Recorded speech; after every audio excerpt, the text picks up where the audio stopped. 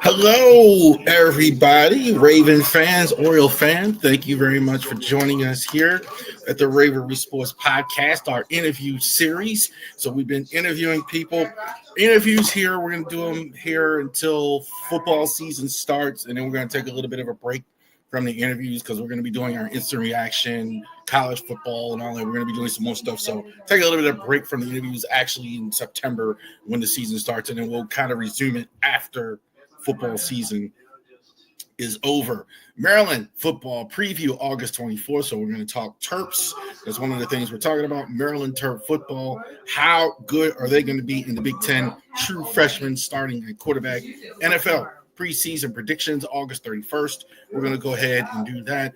We've had one of our busiest weeks in the history of Genesis Notary Services. If you know, you know, in Winchester. Thank you so much, Winchester. One of our busiest weeks we've ever had in our notary business. So I just want to not even shill too much. I thank all of you for calling and everything. So we appreciate it. And now we have one of our very special guests here. We got the 80-pound, 480-pound gorilla from the open mic. Like it's just wind him up and let him go. From our collaboration with Driving to the Huddle, Ken the Bear fan. This guy has what are you at? 7,000 on X, Ken?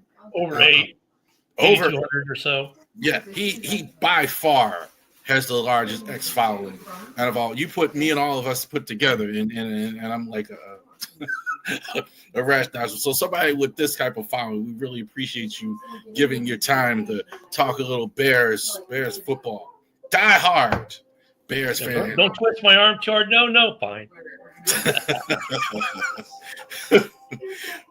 We were having a long conversation before camera about the Army and all that other stuff. So we got that comment as well. Army strong. Right there. We're not going to do. I'm not even supposed to be. I'm supposed to be saluting. He's much higher. I was a specialist. He was a major. That's why he has all that time now. Hey, but I used to wear the sham shield. I was in the E4 Mafia once. E4 Mafia. Yeah, I never got past the E4 Mafia. Once I figured that out, I got out of there. All right, let's talk about the Bears. We're in training camp right now. As we know, we're recording this the day before we're going to air this. When this airs, the Bears, I think, Caleb Williams. What's going on, man? It's not hearing good things, seeing frustration in clips. What's true and what's not true about the former number one pick? So, a couple things. One, Ben Johnson said this morning, being Friday morning, that Caleb will not be playing in the game against the Dolphins on Sunday. So I'm not happy with that because I think the starter should start just like Joe Burrow played yesterday, just like Richardson played and then gets hurt for the Colts, just like didn't Lamar start last night? I mean, no, he didn't. He should have though. I think these guys should. But now the thing with camp, there's a viral video that everyone saw. It's funny because Ryan Poles had the best comment about that. He's like, I didn't realize everyone was going to everyone's season was over because of this bad throw at practice. But the funny thing is everyone saw the first clip, right, where he's missing it was the net drill. He's just bad throws. And he's all mad at himself afterwards. The very next rotation through, every throw, a pinpoint laser dime. So take that for what you will. Take that for what you will. Here's the problem I have with this, and I'm going to say this as respectfully as I can. You're a Chicago Bears fan. You guys don't know what a good quarterback is. We do. We've had them. Fair, right? I mean, you've had some decent. We're going to go to that other conversation. The problem with the Bears. It's not that, I mean, look at the coaches we have know what a good quarterback is. The coaches we brought in. Okay, so we can't talk about coaches of the past. They're gone. The coaches we have now, a lot of these guys know what a good quarterback looks like. Ben Johnson knows what a good quarterback looks like. Eric Bieniemy knows what a good quarterback looks like. Randall knows what a good quarterback looks like. Allen knows what a good quarterback looks like. That's not the problem. The thing with that whole little charade there, look at the way clickbait is right now. When you open up your window, your browser on, whether it's you're using Edge or whatever, and all the little clickbait articles, I swear that these guys are just playing with people because like I said, the first one, like it didn't even look. It wasn't that it was bad; it was comically bad. It was almost like he was trying to do it bad. That's how bad it looked. And then the next series through, nothing but lasers and darts. So, is Caleb messing with the media? Are the Bears messing with the media? Are the players pranking us? Because they do that from time to time. I don't know. But am I worried about Caleb? No.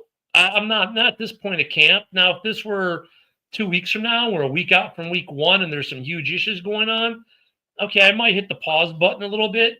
But based off what I saw in the season last year, and of course ending the season with the W at Lambeau, and is how pumped up these guys came off the field, I'm not too concerned. Could he be a little out of shape? I don't know. Maybe he partied too much over the summer. Okay, fine. I'm not worried either because guys just come into camp with a 12-pack of beer and a sleeping bag, having not worked out at all in the off season. So I'm not super concerned. It's a new offense. It's a new everything. This is his fourth offensive coordinator, his third head coach in just the beginning of his second season. He had a good season last year, 3,500 yards, 6 picks. I mean, pretty good rookie season. Number 5 over all time on the Bears passing list. Not exactly terrible. So I'm not concerned yet. It's just going to take time to learn this offense, to get back to the mechanics, to do things the way Ben Johnson wants, the way that the offensive coaches want. It's camp. There are going to be ups. There are going to be downs. So I'm not concerned about it. I am where I'm differing with like some of the especially Adam and Rich in terms of because they're just killing Caleb Williams. I absolutely love what I saw at USC from Caleb. I think him and Lincoln Riley did work well together at Oklahoma and at USC. I think he has the ability. My concern with Caleb is he turns into Trevor Lawrence. He has so much talent, so much ability that he never refines himself. That stuff matters in the league. Like I've seen Trevor Lawrence throw this great ball down the sideline, excellent catch, beautiful stuff. Really went and then missed the flat. That's kind of what I see a little bit with Caleb, not fundamentally sound. The thing with Caleb I want to see, because I don't think he has problems hitting the flat, hitting the short stuff, short, medium, long. He's shown that he can hit them all. He's shown that he can read the defense. His problem early in the year was also an asset because whereas Justin would just tuck the ball and run, he looks to throw. The problem he had early in the season last year is he was doing the Big Ben, right? The Big Ben thing, hold it too long. Cam Newton, etc. Yeah, except he wouldn't run like Cam would or some of these other guys. Towards the end of the year, they started he would run a little bit more. But then towards the back half of the season, he started to throw the ball away more too. So there was improvement there throughout the season. I mean, I don't know. Is he going to take a step forward in some ways this season? I hope so. I think just with Ben Johnson calling plays, he's got to. Just by nature of that. I know we'll talk about Ben later. But, I mean, I am not freaking out after the season he had last year. And you know what? There have been too many years where, camp, oh, my God, Justin's tearing it up at camp. Great. And then the season comes, and Justin ain't tearing it up in the games. Trubisky's tearing it up at camp. Great. Trubisky did okay a little bit, but that last season, he's tearing up at camp. You can absolutely overrate things at camp. I'll give you that. And you can underrate them. You mentioned Ben Johnson. What are your early returns? This guy was the hottest coordinator, I think, in the NFL for the last couple of years, justifiably so, but what he did in Detroit, let me tell you something. That impressed me. If you could turn the Lions into a winner, have it the best offense in the league, best record in the league, that impressed me. So what are you seeing with Ben Johnson early now in his first gig as a head coach? Unusual for the Bears now. They went offense on as far as a head coach. Well, no, because Nagy was offense. Fox was offense. Trestman was offense. They kind of go back and forth, as most teams do. You have a bad offensive coach. We got to get a defensive one, and that's what they do. What they did do that I like, I think what's different in maybe this scenario than the Eberflus scenario or the Nagy scenario is this. You got a first-time head coach again, but you didn't get a first-time defensive coordinator. You know what I mean? You went out and you got him a really well-respected defensive coordinator who's earned his chops in this league as a defensive coordinator, has been a head coach himself, but is known to be a really good defensive coordinator. The early returns on Ben Johnson was one of the things Packer fans thought they could talk trash about. Oh, look, Caleb Williams in the offense got kicked off the field by Ben Johnson. Yeah, great. That's what the players wanted, accountability. Ben didn't like what he saw. They weren't doing what he wanted them to do. So he said, go sit. All right, second team, now you guys see if you can do it. First team. And I'm hearing that a lot. He's standing up for himself. They're not able to push him around and all this thing. And he's like first team. You watch the second team. If second team gets it right, this is what you need to be doing. He's not afraid to take the first team, tell them, go see your asses there and watch your backups do it better than you. He's holding them accountable. I love that about him so far. My biggest fear, and I've been saying this on a couple different shows, the morning show, the round table, the open mic, is this. I hope that Ben Johnson, and we won't know until the season goes, I hope he's not a McDaniels, who was a great offense coordinator for the Patriots, but he's killed 2 franchises as a head coach. I hope he's not Rod Marinelli, who's probably one of the best defensive coordinators in the NFL, but in Denver, horrendous head coach. So my hope is that he's good, right? That he's not just a guy who's a great OC, but can't handle being an HC. I think what he's done that right now is giving me the warm fuzzies, if you will, to go military on you. Getting that warm fuzzy is he's got Allen as his DC. He's got Bieniemy as a running backs coach. He's got Randall Antoinelle as his wide receiver coach / assistant offensive coordinator, I can't remember what the official title was. He's brought some people in that aren't just yes men, right? He's brought people in who have strong coaching pedigrees and success. So I like that he's done that. And whereas Eberflus was the opposite. Eberflus was like Phil Jackson without a Tex Winters, right? He was like the Zen master. Hey, bro, it's going to be okay. Let's hang loose. We got it. No problem. But his OCs never cracked the whip. They never held anyone accountable, to include themselves. I think we're seeing that difference with Ben Johnson's offense. I mean, if you hear the stuff that Eric Bieniemy's yelling at the running backs. Eric Bieniemy has no problem yelling at people. Nothing. No. Eric Bieniemy has absolutely no problem. I think he's got. I think Eric Bieniemy is ashamed that he never got a head coaching job. I kind of don't, to this day, understand that. That's why he doesn't get one, because the HR department's really going crazy. The guy's an HR nightmare. What do you mean? The stuff he yells at people. I mean, he can get away with yelling it to the running backs, but as the head coach yelling like the staff like that. That's coaching. I know. That coach Mike Ditka, man, never stopped yelling. No, I mean that was a guy, but that was a different time. Things are different now. I understand. Yeah, but I'm happy with Ben. We'll see what happens in the season. I am disappointed, though. The one decision he's made so far that for me is a disappointment is the fact that Caleb is not going to play Sunday.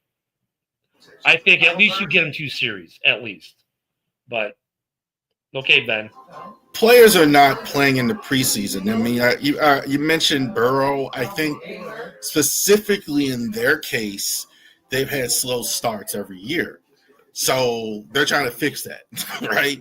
We're not playing in the preseason, and then we're not playing all at the start. I think that's the case of a lot of teams, frankly, in September. Yeah. September looks a lot in preseason because these teams are not playing. Ben Johnson, we talked about. I would say the one difference also with the Bears, Joe Thuney, Drew Dahlman, Jonah Jackson, Colson Love. I mean, they've really added some guys on offense and really emphasized that as well. How's the offense looked as a whole? I think Thuney he might be the best left guard in the NFL. So joint practice. Top 3. I had him top 3. Yeah, joint practice day, the offense is struggling, and it's what you'd expect. There a lot of false starts, a lot of pre-snap issues, and I expect that with a new center, a new right guard, a new left guard, and a rotation at left tackle. Is even a three to four-way battle actually for left tackle because they added a fourth because having three wasn't good enough. Now there's a fourth guy in the mix, so that's Caleb threw some nice balls. The receivers were open. Adding Luther Burden the third was just kind of like ridiculous. I'm like, that locker room is locked up. That wide receiving room is under contract for the next 5 years. Yes, 5 years. No, 4 years. 4 years. That entire core is under contract. DJ Moore's terrific, man. Yeah, you got Moore, Burden, and Rome all under contract for the next 4 years. But the offense right now is struggling because the offensive line is not. I mean, it's new. There's a lot of that pre-snap issue. So I hope. Okay, Caleb may not be playing, but I hope the ones for the offensive line play. The problem we had last year is we had some injuries from the ones that kind of really hurt us early, and our offensive line never recovered. But that's where the issues out of camp today were. The defense completely dominated Tampa today, or not Tampa. I mean Miami dominated over Miami.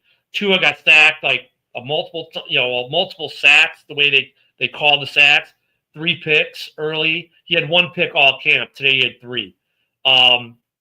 The offense, though, it's not. They're just not in rhythm. They're out of sorts, and it's going to take time. And that's why I think they need to play these games. The joint practices are helping, though. But the offense right now, until that offensive line comes together, even though we went from 30th in the league in spending to 6th, we're not going to see it until they gel and can get these timing issues down. And part of that's going to be who's the left tackle going to be the starter. The faster we figure that out, whether it's Braxton Jones or Ozzie Trapillo or whoever it's going to be, then they can get their timing down and we can stop getting all these penalties off the line. Because that's what the issue was today at camp. And I have a feeling that's what the issue is going to be Sunday, too. I don't know quite what to make of your division. I don't know what to say about the Bears. Minnesota has all the elements. I don't like McCarthy at all. I certainly don't think he's the guy. Packers, I didn't think they improved much. And the Lions, I think they lost both coordinators, right? I mean, so I don't know if anybody improved, and I don't kind of know what to make of it as well. What team? Obviously, you want the Bears to win, obviously, but what would you say is the best team in that division?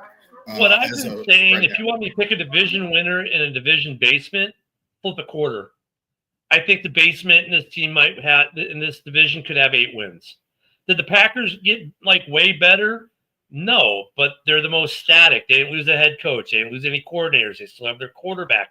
They have their main playmakers back. They drafted a wide receiver for the first time in 2 decades in the first round. So they did improve some. The Bears, you figure they improved just by adding coaching, but then you look at what they did. They revamped the offensive line, brought in another receiver. The 7th-round running back, Monangi's been looking really good. They get Loveland to go for that 2 tight end 12 package that Ben liked so much. They improved. You look at Minnesota. They're a plug and play. The fact that JJ's a starter doesn't matter. If JJ just that matters. Well, no, I mean, in terms of JJ doesn't have to be the star. All he has to do is what they tell him to do, and he's going to win games, just like the guy that he did last year, right? Just like Darnold. Darnold was I said before the season last year, Darnold just brings out his inner Kyle Orton and puts the ball where they tell him to. They're going to win a lot of games. He did that, and he did. The same thing for J.J. McCarthy, because they've got a phenomenal defense. They got lots of weapons on offense, even though they're missing one for the first 3 weeks. Big deal. They're probably just going to run the ball. Oh, by the way, their running back room got better. So there's some improvement there. All 4 teams have questions, yes. But the basement in this division could be 8 wins, and who's it going to be? Flip a quarter. Flip a quarter. I don't think, and not to belabor the McCarthy thing, but I think you're kind of still. Watching a lot of Big Ten football. Maryland's in the Big Ten. I can't help you. You're not wrong. I think that's what everybody keeps saying, but I just don't think this guy is NFL quarterback. As far as being a starter, like you or I, he's not as good as Sam Darnold. Sam Darnold's an NFL quarterback, maybe not top an upper echelon, but he's a good quarterback. But you or I could go in there and be fine because all you got to do is put the ball where they want it. So as long as you have that enough skill level to put the ball where they want it, maybe you or I can't. We're a little bit older, but I mean, most of these quarterbacks at this level, they can put the ball where the coach is telling them to put the ball. It's all he's got to do. Like, just trust that JJ will be there when he lets it go. Trust that Addison's going to be where he's supposed to be. Trust that Hawk is where Hawk is supposed to be. Trust that Aaron Jones is where Aaron Jones is supposed to be. Put the ball where it's supposed to be. Interceptions will happen, yes, especially if he doesn't put the ball where it's supposed to be or if they get delayed. But that's what's being a system quarterback is. So if he's just a system quarterback playing within that system, he'll be fine. If he tries to play hero ball, do too much, he'll make rookie mistakes. He'll turn the ball over. That's where Sam Darnold had the advantage. He had the years of knowledge to know, hey, calm down, kid. I'm fine. JJ needs to learn that, and that's where his issues might be. But their defense is brutal. They've got weapons on offense. And look, I don't want to drink the homer juice, right, when I talk about the Bears, but I'll say this. If the offensive line is half as bad as they were last year, this team could be downright explosive on offense. I think the Bears do have some potential to be some explosive on offense. I think all the teams, and I think that's kind of like, I'm going to echo what you just said there. It's kind of hard to decipher, I think, except for really Detroit, because we've seen it the last couple of years. We know that they're really good. I mean, they have, I think, maybe the top 5 receiver, top 5 running back. I think their offensive line isn't quite as good. That's fair. But they were the best in the NFL. It is going down a little bit. You lose your starting center. You lose another to free agency if you're the Lions. You lose your OC, your DC, a couple other guys. You have contract issues now with Anzalone.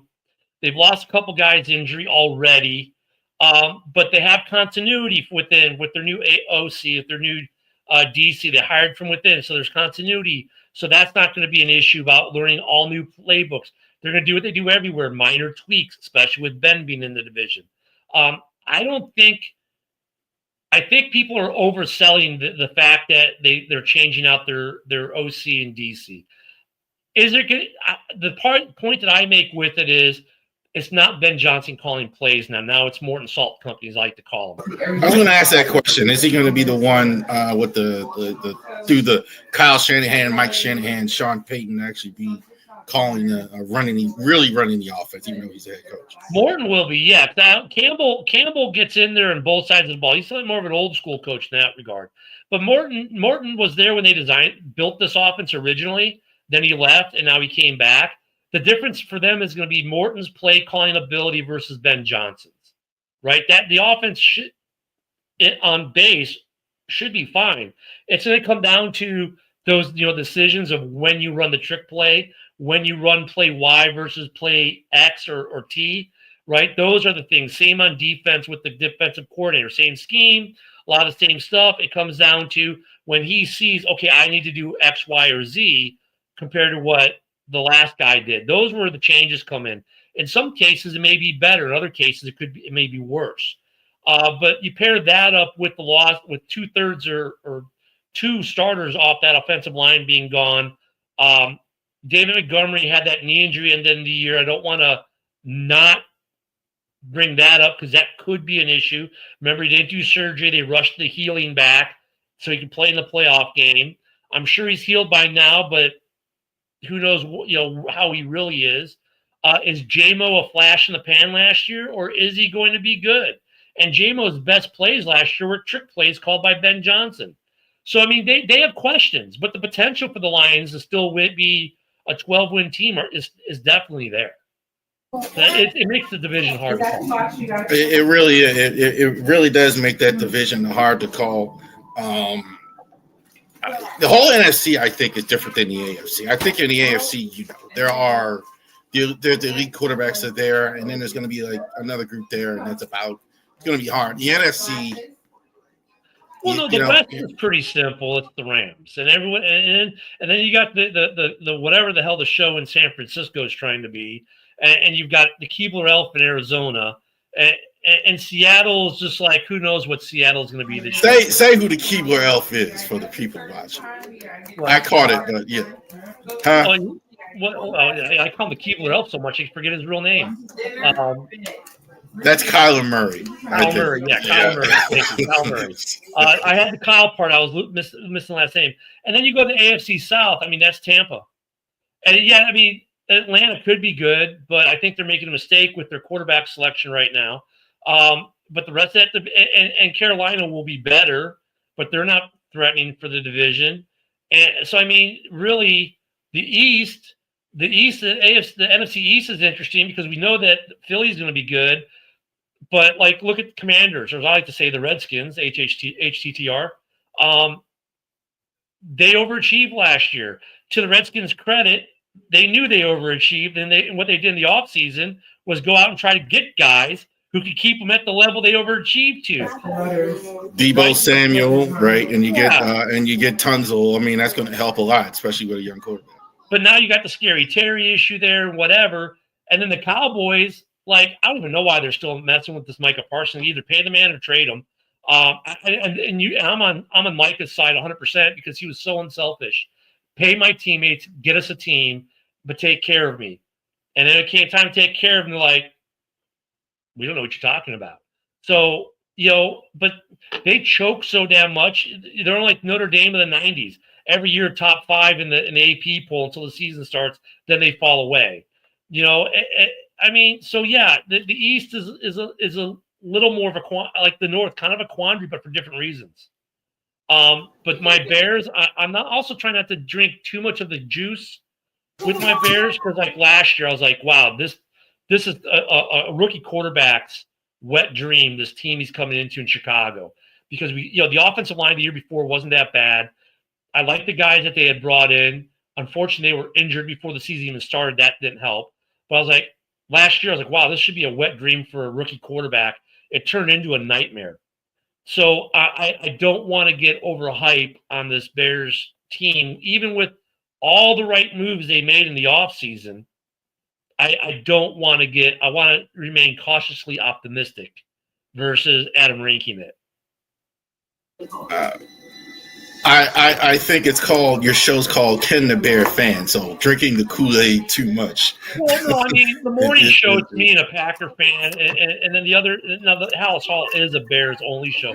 But even on that show, I'm trying to be more realistic or temper my expectations. I don't want to let my expectations get too high so I get let down. I'm taking more of a wait and see approach to it. Like, I think they did all the right things, but historically we've done all the right things in the past and it didn't work. So that's why I'm being a little more tempered and not going full Kool-Aid. Yeah, we're going to win 15 games because the possibility is there. Like I said, if this offensive line is half as bad as last year's, they could put up 35 points a game. Easy with that talent they've got on that roster. And they've got a terrific defense. Okay, so let's go. 2 questions I want to ask you. We're going to talk about you and all that, but the 2000 Ravens, I think the 85 Bears are the second best defense of all time next to the 2000 Baltimore Ravens. My dad was a diehard Oakland Raider, LA Raider fan. He had nothing. Mike Ditka, he just loved Mike Ditka. Is like this.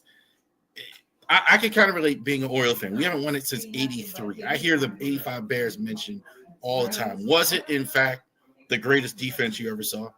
Yeah, it was. And I actually went to games in '85.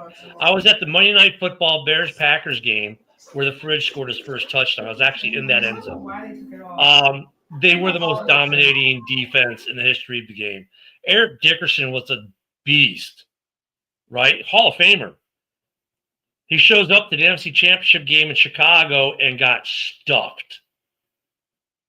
Got absolutely stuffed. He might as well not even have put pads on and got on the field stuffed.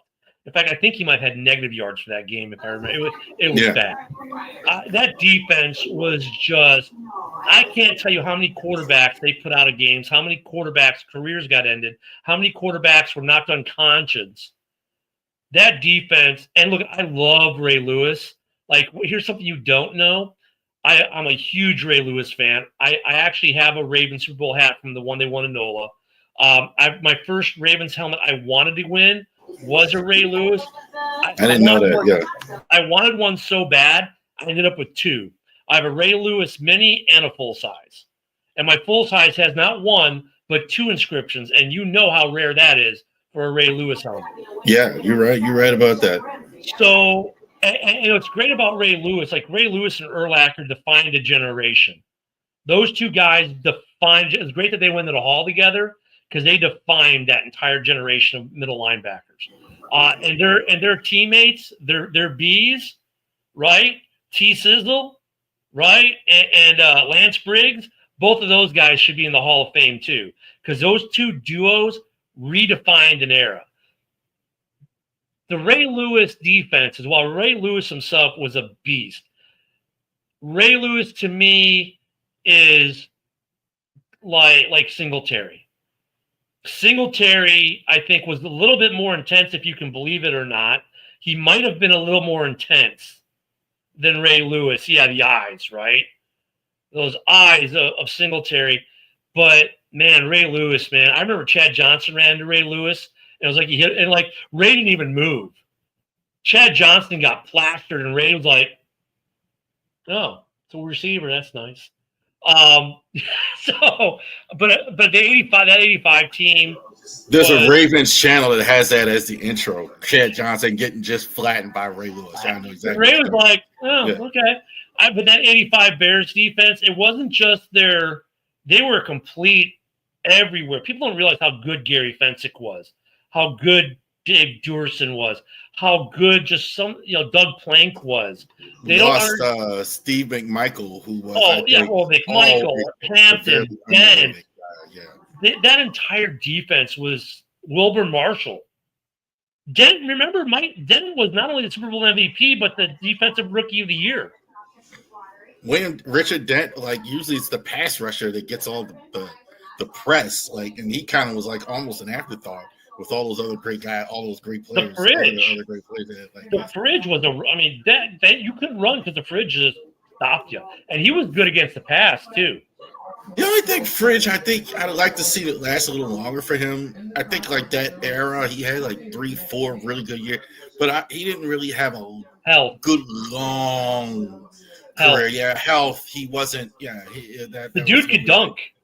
The dude could dunk. Did you see? That table drill? They stand and jump on a table. Yeah. Like he knocked that out easy. The dude was super agile. Had hops for days. But his health, and that's what his problem is now. He's got really bad health. He had health issues, not like injuries, but health. Kind of took their toll on him. But that defense was just insane, and just yeah. I mean. And then, you know what's funny? The Bears offense 85 didn't get enough credit because that offense, Gentry, Gall, Payton, Suey, that offensive line with Keith Van Horn and the Junkyard Dogs, they were just ridiculous too. McMahon, remember, people forget he was rookie of the year, his rookie year. I love the name. I love you said the name Matt Suey. Like that's a name I think everybody forgets. Because he wasn't a great big fullback. Like but he was nowadays standard, yeah, but he was there. Kind of like back in the day, like a basketball, like Kurt Rambis. The mentality was there, everything else was there, but he was a little small, but it didn't matter. Sue was the guy who opened the door for Walter. Walter isn't Walter without Suey, and he knew that. Walter knew that. Yeah. He was not him. Matt Suey created so much ability for Walter to go do things. And yeah, he's way too often forgotten. Matt Suey was awesome. That offense was really good too, but that defense, man, just off the chain. And, but different eras too, though. 85, 2000, so many different rule changes, so many things you couldn't do in 2000, you could in 85. But and offensively too. So there were things that we had to worry about in 85 you didn't worry about in 2000. So, I mean, it's hard when you compare eras, but in terms of sheer dominance, that 85 defense is the most dominant thing I've ever seen in my life. All right, and I'm going to give you a chance here. I told you I would. You said Troy Aikman wasn't as good as Jay Cutler. This is your chance to tell all the Raven fans right now watching this. This is your chance to walk it back. This is your chance to come back and say, this is your chance right now. If you were to swap out Cutler and Aikman, the Cowboys, instead of having 5 rings, would have 8. Aikman was not that good of a quarterback. He played on a phenomenal team. He never carried them. Everyone else carried him. That's ridiculous. Really? It just is. How many magic drives that you would think of when you hear Aikman? Tons. They won 3 Super Bowls. No. They blew out. Dallas is down the dirt, and Aikman has to be the guy that brings them home like Aaron Rodgers does or other quarterbacks do. Aikman never did that. He was not that guy. They were way ahead in a lot of the Super Bowls. You know what Aikman is? Aikman is Eli Manning with one more ring. Eli Manning, I think it's a stronger argument because his actual stats. But Eli had some bad year. I don't like Romo being subpar. I like Romo and Cutler better than I like Aikman. I think they're better quarterbacks. Romo and Cutler over Aikman, yeah. And look, you know how football dumb Aikman is. He's probably one of the worst color commentator guys in football. Romo's one of the best. I mean, Romo knows football. Aikman, it's like you're like, dude, just stop. People don't understand. Just go back to doing Miller Lite commercials. Romo got the job because Sean McManus, who runs CBS, he said he decided that when he was a player. He said Romo would come in and they would interview him and for production meetings, and they said, God, this guy is fantastic.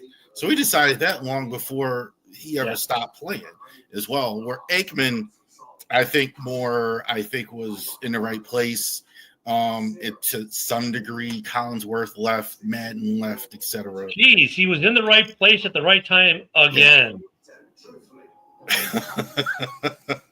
I think Aikman is a good color commentator. I think he's certainly him and Joe Buck work well together.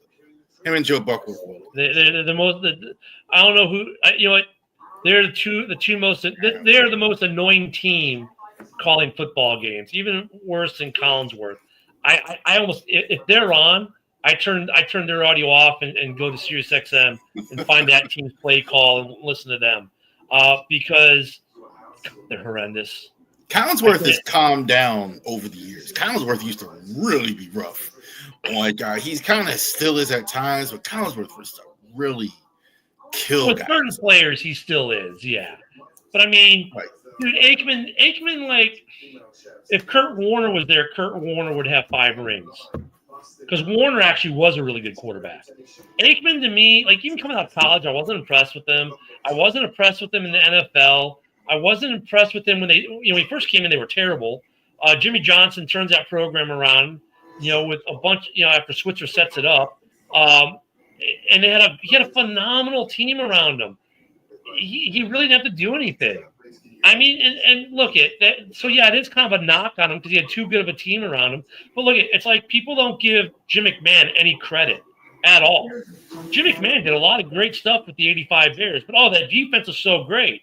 But then when you turn and do the same argument with Aikman, oh no, he was a great quarterback. No, he wasn't. He just had a great team around him. The guy you just said kind of gets the same thing. A lot of people respect what Kurt Warner did with Arizona. Yeah, for the same reason.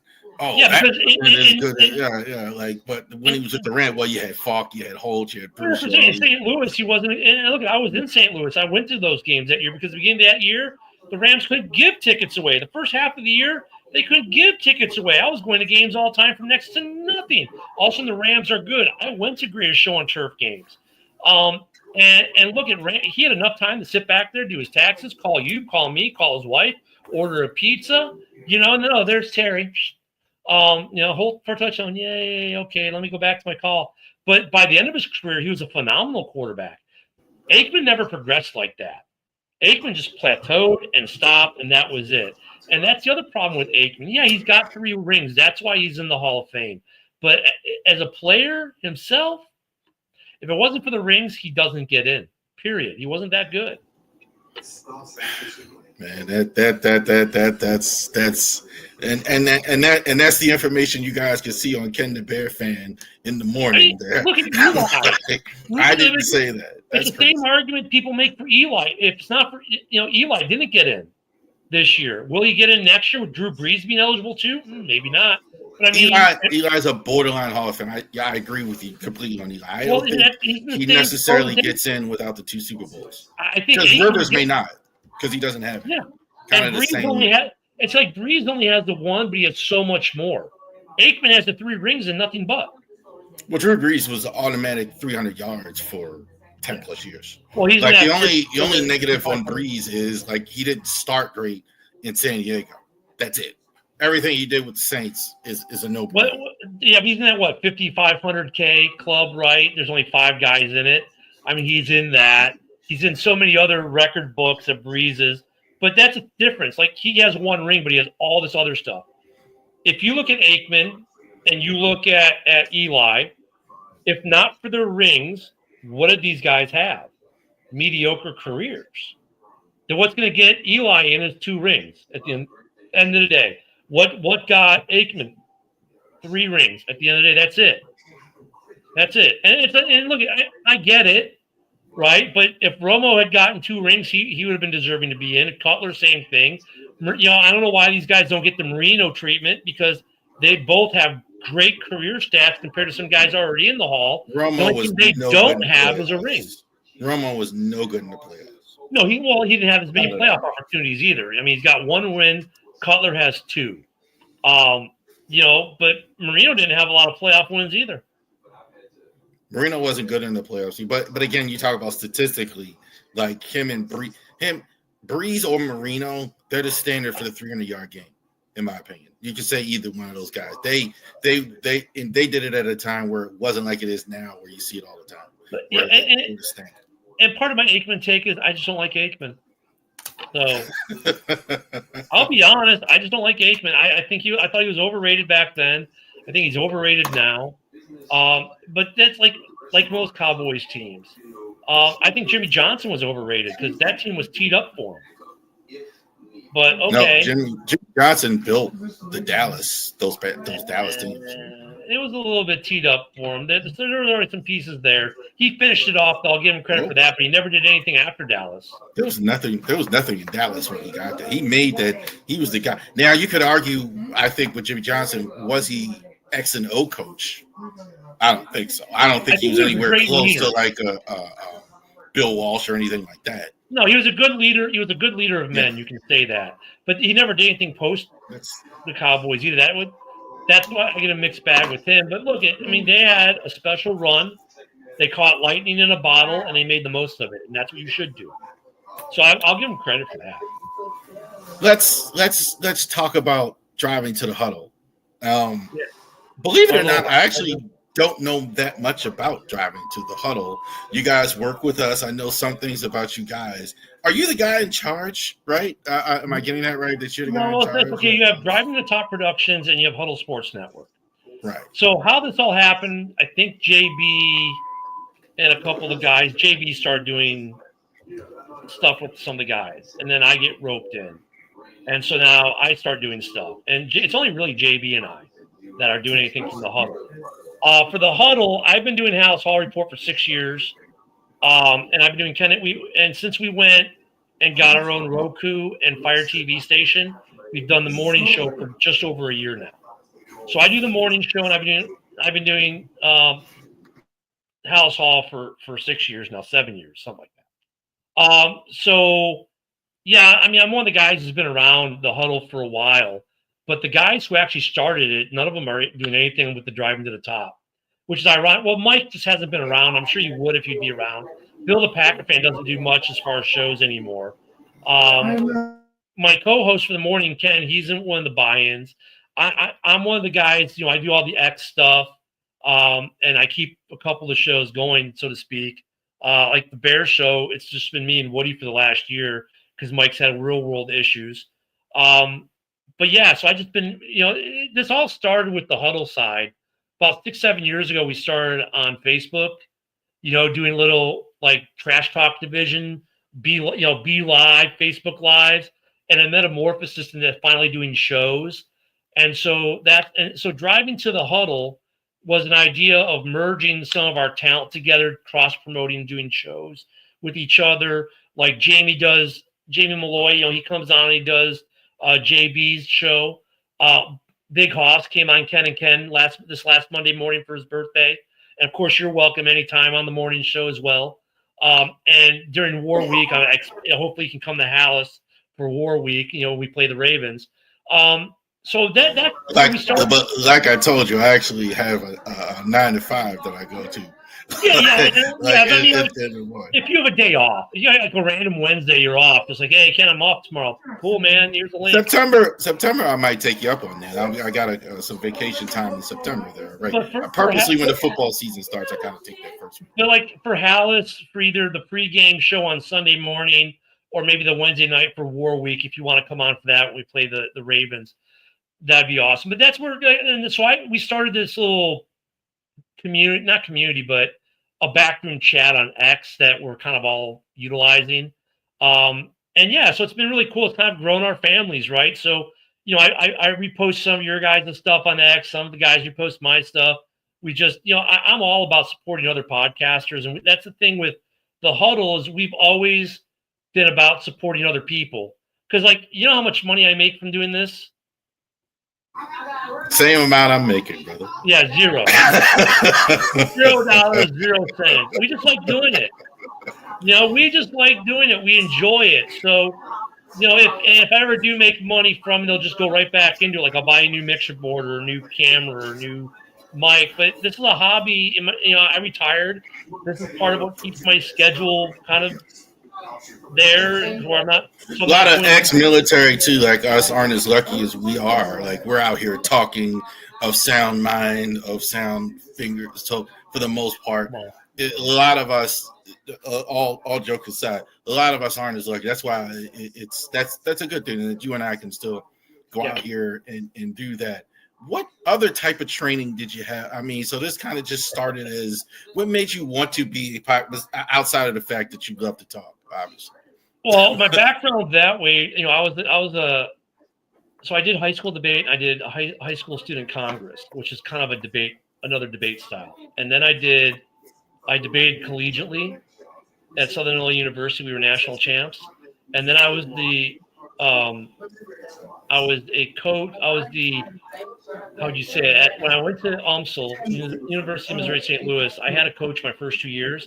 Then they decided they didn't have money for a coach, so I kept I ran the debate program while being a participant at University of Missouri St. Louis. We were ranked like 200 and something when I took over. After my first year, we were in the top 30 in the nation. So that's some of my background. Then I go do all my Army stuff. I was a professional DJ, all that kind of good stuff. The podcasting part just came about like about 6-7 years ago. We started doing these like Facebook lives and these B lives and that, and just enjoy doing it and talking smack with friends and talking football with friends. And so training for this formally, not really. I used to do some TV production in that in my high school years. I was actually a judge for the Golden Globes, believe it or not, because of a producer I worked with. So I have some background there, but like, doing this, a lot of it, we're self-taught, a lot of trial and error, a lot of learning things. We've changed from, hey, let's go from StreamYard to Restream, back to StreamYard. Hey, let's try this. Hey, check out this new toy. So it's been a lot of trial and error. We still do things wrong, I'm sure. That's the cool part and the crazy part at the same time. Yeah. My child was, my family would love to hear this part, like, as far as that goes. I just intended to do 20 minutes once a week. That's it. That's all I was going to do. I was going to do 20 minutes once a week, and not on YouTube, but it was on Facebook, so I could go ahead and sell some more jerseys. And it's turned into now like several days a week, a lot of nights, a lot of things like that. And it's almost turning into it turned into now 700 followers almost now on Twitch, over 100 on all platforms. So it's wild. Like I was only going to do 20 minutes. I was doing once a week on House Hall. We were once a week on House Hall. That was it. Like every Wednesday night, that was it. Now Monday through Friday, every morning. On Tuesdays, I have the morning show. Then I have open mic. On Wednesdays, I have the morning show, House Hall, and the round table. I mean, I'm on. At one point, I was on 7 days a week, every day at a show. Now it's down to 6 days a week, with 2 days a week being multiple shows, and then add-ons like tonight, like what we're doing here today. But you know what? That's fine. It means we enjoy this hobby, and it keeps me out of trouble. Keeps me from spending money on things as a retiree that I shouldn't spend money on. And it keeps, more importantly for us, the Brain Housing Group engaged. Yeah. I was one thing, like, and also for me, is like, I'm glad my children get to see me do it. Because I always told them I was going to be in media a long time ago. I wanted to do that. So now they get to see, like a lot of times during the videos, you can see them walking past and everything, I'm ducking the camera. So like, I'm glad that they get to see me actually on camera, actually doing some of the things I said that I was going to do. Have you had this happen to you yet? Have you gone to a game and someone at the game recognized you and go, hey, I've seen your show. So 2 years ago, the Bears play in New Orleans, which I'm in the Pensacola area in the Panhandle of Florida. That's where the Army finally deposited me, and we decided to stay. So I know all about that. We go to the Saints-Bears game, and we park the car, walking the game, and as we're walking the game, hey, you're from House Hall Report. We get in the game. Hey, I watch you on YouTube. My son thought that was the coolest thing ever because my son was with me. He's like, whoa, people know my dad from doing this, because he knows he's been on the podcast. Because he'll sit on game day when we used to do the game feeds. He'll sit beside me, and he'll actually say stuff. But we're at this Saints game, and people are recognizing me. Last year, I go to the Commanders game in D.C. Bears fans who traveled, dude, you're from House Hall Report. Hey, are you guys going to be live from the game today? I mean, that's what, to me, that was kind of surreal. Because I was like, whoa, just the fact that you know who I am from watching. Would people recognize me? I haven't had that, but I will say this: I've had interviews, and then people I've had with much larger channels, 10,000 like this, and they said I followed everything you've done. So I thought that was cool. I've had 3 or 4 Ravens podcasts say, oh man, because they're following on X and everything. So I think that's cool. What's next for the Huddle Sports that you, without revealing any top secret information, what would you say is the next? Or what do you want to do next? Where do you want to take this? Maybe that's a better question. We're growing. I want to continue to grow. I want X as a platform to do better when it comes, because I have my YouTube channel, which is more of a repository than I try to get followers there. Because with YouTube, we've lost so many accounts for reasons we don't even know why. YouTube just one day takes your account and they don't even tell you why. Mm-hmm. I joined X, got monetized, all that good stuff, but I want X to change how they handle us, because we've been growing. When we started doing Ken and Ken, the morning show on X, we were like 100 views a day. Now, for me, I consider it a bad day if it has less than 1,200. Right. That's what I consider a bad day now. Platforms are changing all the time too. They're changing. Yeah. But you know what? We get zero credit for that on X.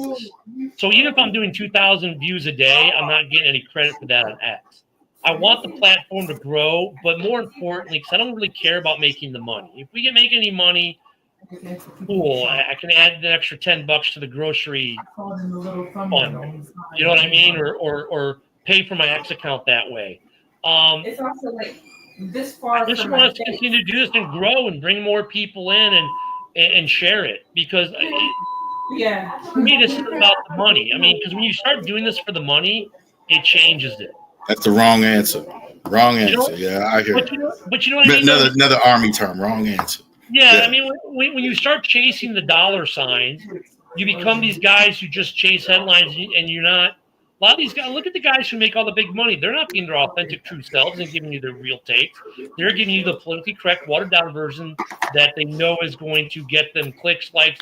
No, I can't do that. So I want us to keep being what we are, doing what we like, and it'd be nice to get, it'd be nice for the shows to start getting the recognition. I do like to see them grow. I like to have the interaction with people on our shows because we're live streaming it, so I love the live chat and then all the comments we get interacting with people, just having good conversations about football. I don't like doing the trash talk stuff. I really stay away from it because people make I've heard the same trash talk arguments for 30 years. It's like, really, man, give me something new. And most of the trash talk it's called trash talk for a reason, because it's trash. It's not even worth my time. So I like talking football. I like to continue talking football with interesting people with great stories. Tell the people where they can find you, brother. So as my name says there on your screen, at Ken the Bear Fan on X, spelled exactly like that. Same spelling on YouTube. Now on Facebook, it's my producer's page, Mike the Bear Fan on Facebook, or the Huddle Sports Network on Facebook. If you have Fire TV or Roku, hit that search for an app and just search Huddle Sports, and you'll see the Huddle Sports app. You can catch some of our shows on there. JB's kneecap biting, Detroit Lions kneecap biting YouTube. You can catch me there. I always mess up his page name. So yeah, those are the main places you can catch me. Also on YouTube, the Huddle Sports Network on there as well. So lots of places that you can get us. And we're Monday through Friday, 10 a.m. Central to 11 a.m. for the morning show, Ken and Ken. Every Wednesday night, 7 p.m. Central to 8 p.m. is House Hall, Chicago Bears report. And then immediately following that show, or within a few minutes after, is JB's show, which is the Roundtable, which Jamie Malloy from Driving to the Top comes on a lot. On Tuesday night, you can usually catch me on Driving to the Top's open mic night. And then on Sunday mornings for pregame, because we have a pregame slot at 11 a.m. Central, noon on the East, you can catch us for House Hall, and we preview the Bears game and sometimes just some of the other games you want to see for that week. So, yeah, I stay pretty busy and watch lots of football. Thank you, all of you, for joining us for the Ravery Sports Podcast. You heard it. Definitely Huddle Sports Network, Driving to the Huddle, collaboration with Driving to the Top. Definitely check us out on all of our social media platforms. You watching this on Driving to the Top Productions and the Ravery Sports Podcast. All of you watching right now, go ahead, hit that like and subscribe button. Thank you. Thank you, Ken. Always. See, I can respect officers as well as in this. See? All right. Thank you. You have a great day.